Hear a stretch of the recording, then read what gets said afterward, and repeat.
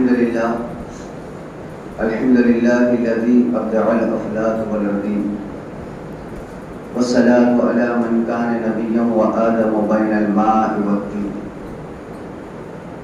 وعلى آله وأصحابه وأزواجه وذرياته وعلماء ملته وشهداء محبته وأهل بيته أجمعين أما بعد فأعوذ بالله من الشيطان الرجيم بسم الله الرحمن الرحيم فيها يفرق كل أمر حكيم صدق الله مولانا العظيم وبلغنا لمن الشاهدين والشاكرين والحمد لله رب العالمين. آئیے سب سے پہلے ہمارا مل کر ہماری اور ساری کائنات کے مرکزی عقیدت حضور نبی اکرم نور مجسم رحمت عالم جناب پاک محمد رسول اللہ ارواحنا فدا صلی اللہ تعالی علیہ وسلم کی مقدس بارگاہ میں جھوم جھوم کر درود پاک کی ڈالیاں بچھاؤ کر اور پڑھیں. اللہم صلی علی سیدنا مولانا محمد وعلی آل سیدنا مولانا محمد وسلم. صلاۃ والسلام علیک یا رسول اللہ صلی اللہ علیہ وسلم. رسول اور آل رسول پر ایک مرتبہ اور حدیث صلاۃ پیش فرمائے. اللہم صلی علی سیدنا مولانا محمد وعلی آل سیدنا مولانا محمد وسلم. صلاۃ والسلام علیک یا سیدی یا رسول اللہ صلی اللہ تعالی علیہ وآلہ وسلم. اللہ رب العزت قرآن مقدس میں ارشاد فرماتا ہے فیہا یفرق کل امر حکیم، یعنی اس رات میں بانٹ دیا جاتا ہے ہر حکمت والا کام. کس رات میں؟ شب برات کی 15ویں رات میں. سال بھر میں جو کچھ ہونے والا ہے وہ اسی رات میں لکھا جاتا ہے. کون کہاں مرے گا اسی رات میں لکھا جاتا ہے. کس کو کتنا رزق دیا جائے گا اسی رات میں لکھا جاتا ہے. کس پر نوازشات ہوگی، کس پر کرم ہوگا، کس پر رحمتیں ہوگی، کس کو کس امتحان میں آزمایا جائے گا، وہ سب اسی رات میں لکھا جاتا ہے. یہ فیصلے کی رات ہے. سال میں ایک رات یہ ایسی رات ہے کہ جس میں ہماری زندگی اور موت کو اللہ پاک لکھتا ہے. اور میرا آپ کے آقا علیہ السلام نے فرمایا لوگوں خبردار، اس رات کی قدر کرنا، اس رات کا ادب کرنا، احترام کرنا، سونے میں غفلت میں عیش و عشرت میں نہ گزارنا. کہیں ایسا نہ ہو کہ تم بستر پر لیٹے ہوئے ہو اور موت کا فرشتہ اس سال یہ تمہارے موت کے دفتر میں نام لکھ رہا ہو. سید عالم علیہ السلام نے ارشاد فرمایا مانگ لو، یہ رحمت کی رات ہے، یہ عظمت کی رات ہے، یہ برکت کی رات ہے، یہ مغفرت کی رات ہے. یہ وہ رات ہے جس میں اللہ تبارک و تعالی آسمان اول پر اپنی شان کے مطابق اذلال فرماتا ہے. اور کہتا کیا ہے؟ سورج ڈوبنے سے لے کر صبح تک کہتا کیا ہے کوئی مانگنے والا کہ میں اسے عطا کروں. یارو 365 دن آپ دعا کرتے رہے، آپ ہاتھ اٹھاتے رہے، آپ بھیک مانگتے رہے، آپ مناتے رہے، آپ عاجزی کرتے رہے. تو روز کہتے تھے مولا عطا کر دے، مولا بخش دے، مولا مغفرت کر دے، مولا گناہ کو معاف کر دے. 15ویں رات وہ رات ہے رب خود تجھے کہتا ہے کوئی مانگنے والا میں اسے عطا کر دوں. ہے کوئی روزی کا سوال کرنے والا میں اس کے لیے رزق کے دروازے کھول دوں. ہے کوئی مصیبت زدہ کہ میں مصیبتوں کو دور کر دوں. ارے لوگوں سال بھر تم کہتے رہے کہ وہ رات میں کہ اللہ پاک خود اعلان کرتا ہے. اس لیے اس رات کو انعام کی رات کہا گیا. انعام کی رات ہے. آج تیرے گناہ نہیں دیکھے جائیں گے، بڑے بڑے گنہگاروں کو اللہ پاک اس مبارک رات میں معاف کر دے گا. تو شان یہ ہے انشاءاللہ شب برات کی فضائل اور مناقب کیا ہے وہ تو 15ویں رات میں بیان ہوگی، مگر جو میں کہہ رہا ہوں اس کو آپ دل کے کانوں سے سماعت کرنا ہے کہ اتنے مبارک رات کہ سال بھر کے فیصلے ہونے والے ہیں، زندگی میں موت لکھی جانے والی ہے، رزق دیا جائے گا وہ لکھا جائے گا، موت لکھی جائے گی، بیماری پریشانی آفت بلا مصیبت سارے سال کا جو کچھ ہونے والا ہے اسی رات میں لکھا جائے گا. اللہ پاک فرماتا ہے اس رات میں بڑے بڑے گنہگاروں کو معاف کر دوں گا، بڑے بڑے گنہگاروں کو معاف کر دوں گا، مگر کچھ ہے، مگر کچھ ہے وہ لوگ جن کو اس رات میں بھی اللہ معاف نہیں کرے گا۔ اللہ اکبر۔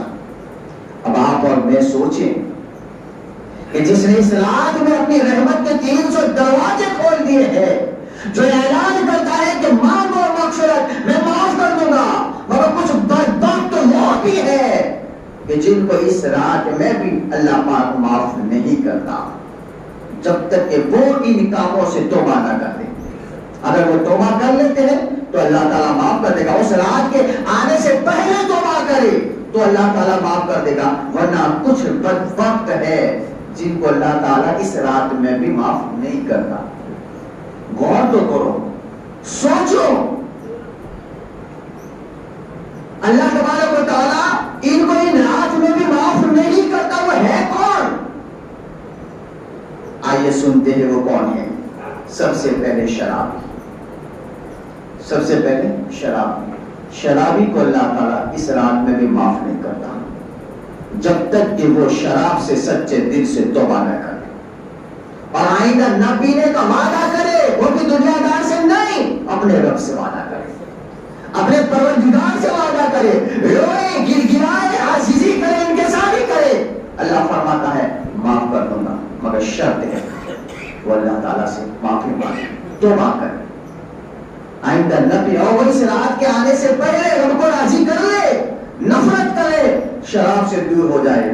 اللہ پاک فرماتا ہے، میرے اور آپ کے آقا نے ارشاد فرمایا بڑے بڑے گنہگاروں کو اس رات میں معاف کر دیا جائے گا، مگر شرابی کو اللہ تعالیٰ معاف نہیں کرتا۔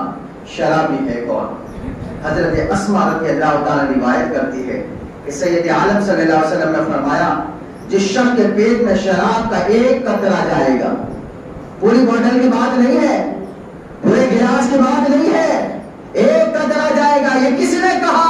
یہ میرے اور آپ کے مصطفیٰ نے فرمایا ہے، جس کے پیٹ میں شراب کا ایک قطرہ جائے گا اللہ تبارک و تعالیٰ اس کی کوئی عبادت قبول نہیں کرتا۔ وہ ایک قطرہ پینے والا چاہے رات بھر عبادت کرتا رہے، رات بھر قرآن پڑھتا رہے، صدقہ و خیرات کرتا رہے، استغفار کرتا رہے، وہ سب کچھ کرتا رہے، میرے مصطفیٰ نے فرمایا ہے کہ وہ چیز اس نے اپنائی ہے جو رب نے حرام کیا ہے، شراب کا ایک قطرہ اگر پیٹ میں گیا اللہ تعالیٰ اس کی کوئی عبادت کو قبول نہیں کرتا۔ اور اگر اسی حالت میں مر گیا، اللہ اکبر، کیا کہا آقا نے؟ اگر اسی حالت میں مر گیا فَدَخَلَ النَّارِ، تو وہ سیدھا جہنم میں جائے گا، وہ سیدھا جہنم میں جائے گا۔ حدیث مصطفیٰ ہے شرابیوں سے دور رہو، ان پر لعنتیں برستی ہے، ان کے پاس رحمتیں توڑ کر نہیں آتی ہے، ان سے دور رہو، اس لیے کہ وہ لوگ ہیں جس نے اللہ اس کے رسول کو ناراض کیا ہے۔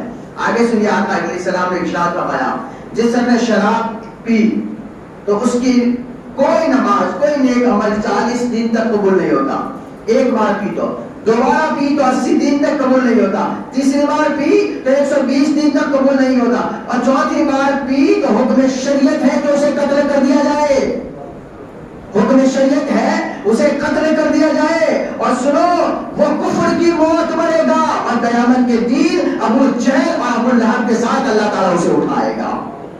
یہ شراب کی رات، شب برات انعام کی رات ہے، رحمت کی رات ہے، مغفرت کی رات ہے، نزول کی رات ہے، مگر کچھ بدبخت ہے جو اس رات میں بھی بخشے نہیں جاتے، بلکہ سب سے پہلا شرابی۔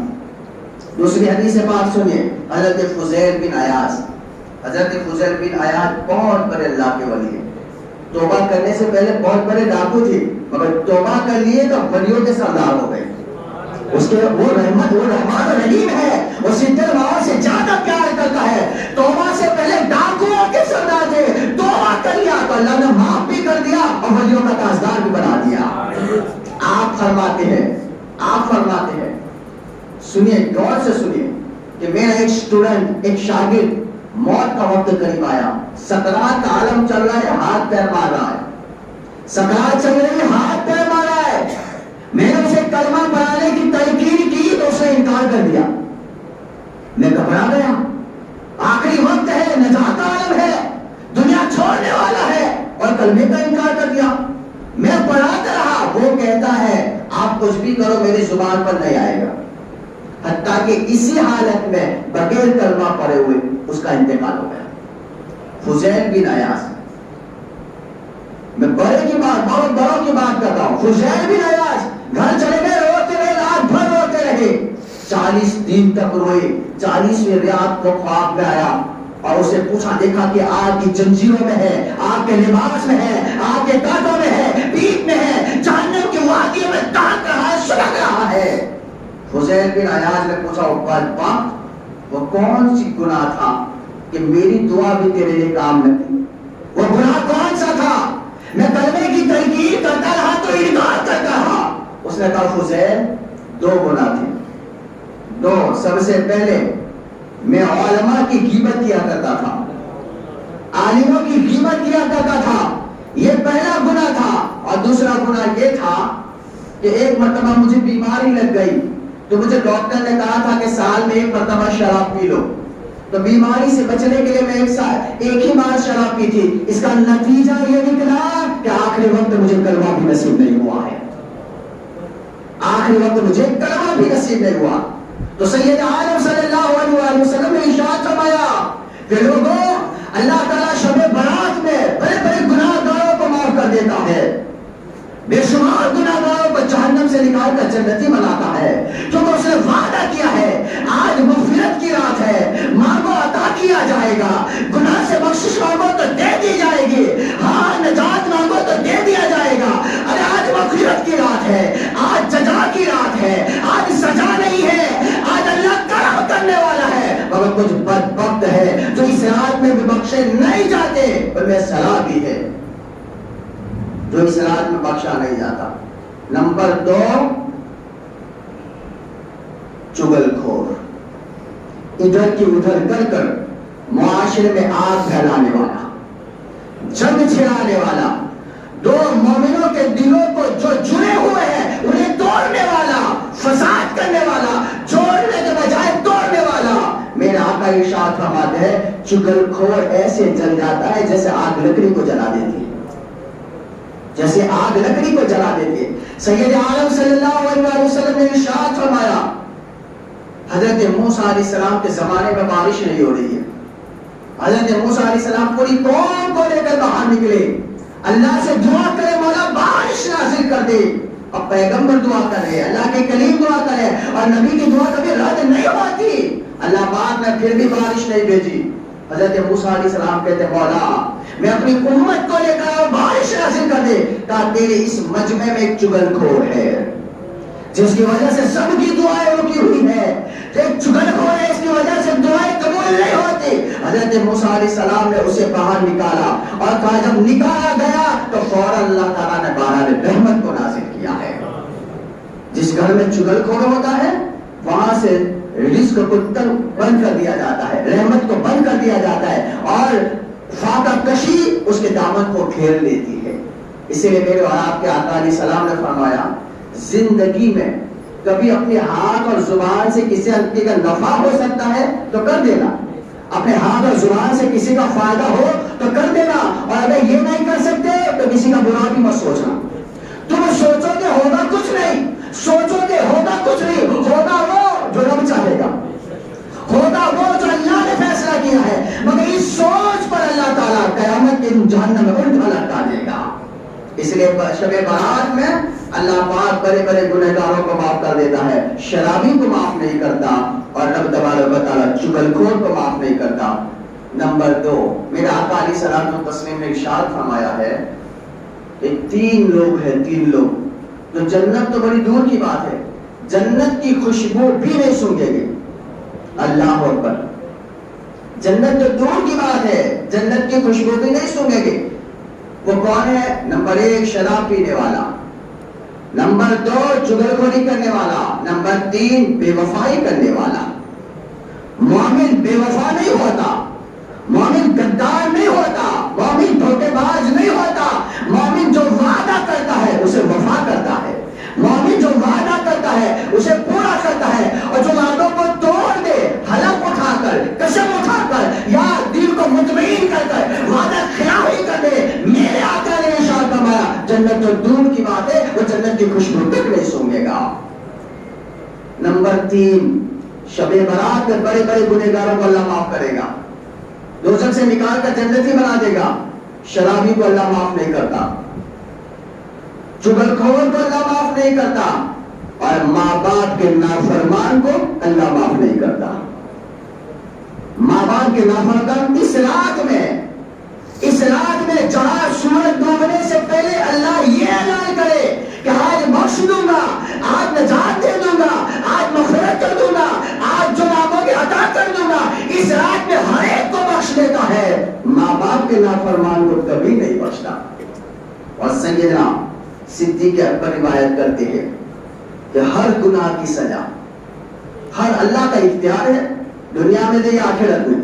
نماز نہیں پڑھی دنیا میں سزا دے یا آخرت میں, روزہ نہیں رکھا دنیا میں سزا دے یا آخرت میں, مگر اللہ فرماتا ہے, میرے آقا نے ارشاد فرمایا, سیدنا صدیق اکبر روایت کرتے ہیں, اعلیٰ حضرت تحریر فرماتے ہیں, فرمایا ہر گناہ کی سزا اللہ چاہے تو دنیا میں دے یا آخرت میں ہے. ایک گناہ ایسا ہے جس کی سزا اللہ دنیا سے شروع کر دیتا ہے, اور وہ ہے ماں باپ کی نافرمانی, وہ ہے ماں باپ کی نافرمانی. اسی لیے حضرت مولانا روم رحمۃ اللہ علیہ لکھتے ہیں, ایک حکایت بیان کرتے ہیں مولانا روم, کہ ایک باپ اپنے بیٹے کو اس دور کے اندر جہاں اتنی فیسیلٹی نہیں تھی, اپنے بیٹے کو گود میں لے کر کہیں مزدوری جا رہا تھا, اور بیٹے کو ایک درخت کے سائے کے نیچے اسے لے گایا, اب باپ مزدوری کر رہا ہے, دیکھا کہ ایک کوا آ کر ٹہنی پر بیٹھ گیا. بیٹے نے باپ سے پوچھا, ابا یہ کیا ہے؟ تو بیٹا اس کو کوا کہتے ہیں. بیٹے نے دوبارہ پوچھا,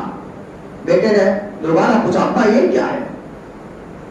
تو باپ نے کہا اسے کوا کہتے ہیں. تیسری بار پوچھا, مولانا روم فرماتے ہیں 40 مرتبہ اس نے پوچھا, اور باپ نے نہ غصہ کیا, نہ تنگ کیا, نہ جلال میں آیا. 40 مرتبہ خوشی خوشی اپنے بیٹے کو جواب دیا, بیٹا اسے کوا کہتے ہیں. یہ باپ ہے, باپ. اور ایک بات خاص یاد رکھے, آج ایک الگ المیہ چلا ہے ہمارے معاشرے کے اندر, مکان بناؤ ماں کی دعا, گاڑی لو ماں کی دعا. تو باپ نے کیا بگاڑا ہے؟ باپ کا قصور کیا ہے؟ میں ماں کی شان کے خلاف نہیں ہوں, مگر یاد رکھنا جو درجہ, جو عزت, جو وقار, جو مرتبہ اسلام نے ماں کو عطا کیا ہے, باپ کو بھی تو عطا کیا ہے. یہ باپ ہی تو ہے کہ جو دین بھر اولاد کے لیے مزدوری باپ کرتا ہے, محنت باپ کرتا ہے, پسینے میں تر باپ ہوتا ہے, رات اور دن پریشانیوں کو باپ برداشت کرتا ہے. ماں تو گھر پر ہوتی ہے, گھر کی نگہبانی کرتی ہے, صبح سے شام تک مزدوری کر اپنی اولاد کے لیے جو کسان آتا ہے وہ باپ ہے. باپ کا مقام کوئی کام نہیں ہے. ایک ہی روایت سماعت کر لو, سارا معاملہ سمجھ میں آ جائے گا. باپ کی شان کیا ہے سنو, باپ کیا ہے فرمایا گیا, الجنت تحت الاقدامنا, جنت تمہاری ماں کے قدموں کے نیچے.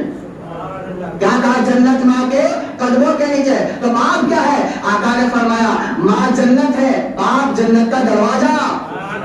زور سے بولو, آپ کو سمجھو. موج ایک ماں کا مقام ہے, جہاں ماں ہے, ماں کی فضیلت ہے, ماں کی شان ہے, ماں کا رتبہ ہے, مگر باپ بھی کوئی کم ہے. ہماری زندگی کا آنے کا سبب اگر کوئی ہے تو باپ ہے, ہماری زندگی سنوارنے والا ہے تو باپ ہے. اس لیے سنو, ماں جنت ہے تو باپ جنت کا دروازہ ہے. اے لوگوں, جنت کی نہریں, جنت کے باغیچے, جنت کی حوریں, جنت کی رونقیں, جنت کی غذائیں, جنت کے میوے اس وقت تمہیں ملیں گے جب جنت کا دروازہ کھلے گا, اور دروازہ باپ ہے. جب باپ راضی ہوگا تو خدا جنت کے دروازے کا کر دے گا. اس لیے سید عالم امام الانبیاء سرور کائنات جناب پاک محمد رسول اللہ ارواحنا فضا صلی اللہ تعالی وسلم کی بارگاہ میں میرے آقا علیہ الصلوۃ والتسلیم نے جب جنگ کا اعلان کیا, صحابہ کرام گھر چھوڑ کر باہر گئے, رسالت میں آتے ہیں. ایک صحابی آقا کی بارگاہ میں آئے, آقا مجھے جنگ میں جانے کی اجازت دے دو. میرے سرکار نے کیا پوچھا؟ ارے یارو, جنگ میں جانا جب ہوتا ہے تو واپس پلٹ کر آنے کی کوئی امید نہیں ہوتی تھی. ہاتھ بھی کٹ جائے, زبان بھی کٹ جائے, زبان بھی کٹ جائے, جسم بھی کٹ جائے. میرے آقا علیہ السلام کی بارگاہ میں صحابی آئے, یا رسول اللہ میں بھی لڑنا جانتا ہوں, جنگ میں جانا چاہتا ہوں, کٹنا جانتا ہوں. میرے آقا نے فرمایا تیرے ماں باپ زندہ ہے؟ بول, تیرے ماں باپ زندہ ہے؟ کہا یا رسول اللہ ہاں میرے ماں باپ زندہ ہے. میرے سرکار نے مسکرا کر فرمایا واپس گھر چلا جا، جا ماں باپ کی خدمت کر، ماں کا ادب کر، ماں کا احترام کر، ماں کی تعظیم کر، ہر وقت ان کو راضی کر۔ یہ جتنے جنگ میں گئے ہیں خدا جو ان کو ثواب عطا کرے گا وہ گھر بیٹھے تجھے بھی عطا کرے گا۔ خدا جو ان کو ثواب عطا کرے گا وہ گھر بیٹھے تجھے بھی عطا کرے گا۔ اب میں بتانا چاہتا ہوں مولانا روم رحمت اللہ علیہ فرماتے ہیں بیٹے نے 40 مرتبہ پوچھا، باپ نے 40 جواب دے دیا۔ اب باپ کا بڑھاپے کا وقت آ گیا، چلنے کی طاقت نہیں ہے، کھانے کی طاقت نہیں ہے، اٹھنے بیٹھنے کی طاقت نہیں ہے۔ وہی منظر بالکل سامنے آیا، باپ کی چارپائی آنگن میں لگائی ہوئی ہے، باپ کھانستا ہے، بیٹا گھر میں رہ کر کہتا ہے باپ آپ تو ساری رات کھانستے رہتے ہیں کہ کھانسنے کی وجہ سے میرے بیٹے سو نہیں پاتے۔ اللہ اکبر، آپ ساری رات کھانستے ہیں میرے بیٹے سو نہیں پاتے۔ تو مولانا روم فرماتے ہیں اس ضعیف باپ جس پہ بس چلنے کی طاقت نہیں تھی، اس نے کہا بیٹا کوئی اور جگہ ہو تو مجھے وہاں پہنچا دے۔ بیوی نے مشورہ دیا کہ ایک پرانا مکان ہے جہاں بھینسے اور جانور باندھے جاتے ہیں، وہاں باپ کو چھوڑاؤ، وہاں چھوڑاؤ۔ تو ابا جہاں ہمارے جانور باندھے جاتے ہیں وہاں باپ کو چھوڑ دے۔ تو باپ نے اس وقت جواب دیا بیٹا مجھے تم وہاں چھوڑ کر آؤ گے، اس کے بعد تمہیں سکون کی نیند آ جائے گی۔ اور اسی درمیان بڑھاپے کا عالم ہے، وہی وقت جو بچپنے میں گزرا تھا۔ ایک کوا آیا دیوار پہ بیٹھا، باپ نے پوچھا بیٹا یہ کیا ہے، بیٹا یہ کیا ہے؟ اس نے جواب دے دیا اسے کوا کہتے ہیں۔ بیٹی نے کہا، باپ نے کہا بیٹا زور سے بول میں سن نہیں پاتا، میرا بڑھاپا آ چکا ہے، سننے کی صلاحیت ختم ہو چکی ہے۔ ایک مرتبہ پوچھا جواب دے دیا، دوسری مرتبہ پر کہتا ہے اے باپ تجھے اس عمر میں جاننے کی ضرورت کیا ہے کہ یہ کیا ہے، اسے کیا مطلب؟ چپ چاپ اپنی چارپائی میں پڑھا رہا ہے۔ باپ کی آنکھوں سے آنسو آ گئی، بیٹا میں تجھے اپنا بچپن یاد دلا رہا ہوں، یہی واقعہ بچپن میں تیرے ساتھ پیش آیا تھا، 40 مرتبہ تو نے پوچھا تھا، میں نے تجھے 40 مرتبہ جواب دیا تھا۔ ایک بات یاد رکھے لوگوں، 5 شخصیتوں کا ذکر حدیث پاک میں آیا ہے کہ جن کی دعائیں کبھی رد نہیں ہوتی، ان میں ماں باپ ہے جس کی دعا کبھی رد نہیں ہوتی، کبھی رد نہیں ہوتی۔ اور میرے آپ کے آقا علیہ السلام نے ارشاد فرمایا لوگوں ہر کوئی چاہتا ہے کہ اس کی عمر کو بڑھا دیا جائے، اس کی عمر لمبی ہو جائے اور روزی دوڑ کر اس کے گھر میں آئے، روزی دوڑ کر اس کے پاس آ جائے۔ میرے مصطفیٰ نے فرمایا اے لوگوں اگر تم چاہتے ہو کہ مولا تمہارے رزق میں برکتیں عطا کر دے اور مولا تمہارے عمر میں برکتیں عطا کر دے، اگر تم یہ چاہتے ہو تو اپنے ماں باپ پر اپنی اولاد اپنی دولت پر خرچ کرو، ان کے ساتھ حسن سلوک کرو، ان کا ادب و احترام کرو۔ فرمایا رب کعبہ کی قسم جو ان کا ہو جاتا ہے خدا ان کا ہو جاتا ہے، جو ان کا ہو جاتا ہے۔ ماں کیا ہے؟ حضرت اویس قرنی مدینہ منورہ سے قریب رہتے تھے، آقا کی حیات طیبہ ہے، مدینہ میں قریب رہتے تھے، مگر ان کی ایک ضعیفہ ماں تھی، ماں کی خدمت کی وجہ سے وہ حضور کے دربار میں حاضر نہ ہو سکے، سلف صحابیت حاصل نہ کر سکے۔ مگر سلا کیا ملا، بدلہ کیا ملا؟ اویس مدینہ کے پاس ہے، کیرن میں ہے، مگر ماں ضعیفہ ہے، میں چھوڑ کر کیسے جاؤ؟ ایک مرتبہ گئے بھی تھے، حدیث پاک میں ایک مرتبہ گئے بھی تھے مدینہ میں۔ جب گئے حجرہ عائشہ میں پہنچے اور پوچھا آقا علیہ السلام کا پتہ پوچھا تو کسی نے بتایا کہ حضور ابھی اسی راستے سے جنگ کے لیے نکل گئے، ملاقات نہ ہو سکی، ملاقات نہیں ہو سکی، واپس آ گئے۔ صحابی صرف صحابیت میں مشرف نہیں ہوئی، اب تابعین ہیں، مگر سلا کیا ملا؟ جب حضرت عمر اور حضرت علی جبہ لے کر پہنچے اور حضور کی بارگاہ میں جب سارا حلیہ بتایا تو فرمایا کیا تم نے مصطفیٰ کو دیکھا ہے؟ اویس کسے بیعت پوچھتے ہیں؟ جو دیکھ کر آیا ہے۔ کہا تو نے دیکھا ہے؟ کہا رب کعبہ کی قسم میری ان آنکھوں نے آمینہ کے لال کو نہیں دیکھا، مگر میرے دل کی آنکھیں ہمیشہ جلوہ مصطفیٰ کو دیکھتی رہتی ہے. اے اویس یہ شاعر کیوں ملی, یہ عزت کیوں ملی, یہ مقام کیوں ملا, یہ رتبہ کیوں ملا؟ کسی اور وجہ سے نہیں, میں نے اپنی ماں کی خدمت کی وجہ سے رب نے عطا کیا ہے. یاروں شب برات میں ہر ایک کو معاف کر دیا جاتا ہے, شرابی کو معاف نہیں کیا جاتا, چغلخور کو معاف نہیں کیا جاتا, اور ماں باپ کے نافرمان کو بھی معاف نہیں کیا جاتا.